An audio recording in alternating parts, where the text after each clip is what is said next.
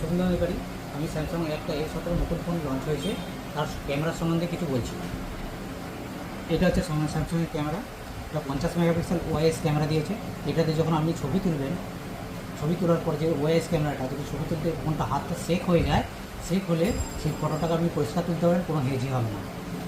আর আরেকটা আছে ক্যামেরা আছে আল্ট্রা ওয়াইড ক্যামেরা। যখন আপনি কোনো এক জায়গা থেকে যখন দূরের ছবি তুলছেন, অনেক সময় ফটো কেটে যায়, গ্রুপ ফটো নিতে কেটে যায়, সেদিন কিন্তু ফটোটা নিয়ে আপনার ফটোটা কেটে যাবে না, একসঙ্গে ফটোটা তুলতে পারবেন না। একটা দূরত্বে 120 ডিগ্রি অ্যাঙ্গেলে ছবিতে তুলতে পারবেন। এটাতে আপনার আছে 123 ডিগ্রি অ্যাঙ্গেল, এই 123 ডিগ্রি অ্যাঙ্গেলে ফটোটা তুলতে পারবেন। আর একটা আছে ম্যাক্রো ক্যামেরা, কোনো ছোটো সুন্দর ছবি, ফুল প্রজাপতি এসব আপনি সুন্দরভাবে ক্যাপচার করতে পারবেন। সামনে আছে 13 মেগাপিক্সেল ক্যামেরা। এতে আপনি ব্রাইট সেলফি বা লো লাইটে ভালো ফটোগ্রাফি করতে পারবেন। কাজের নাই।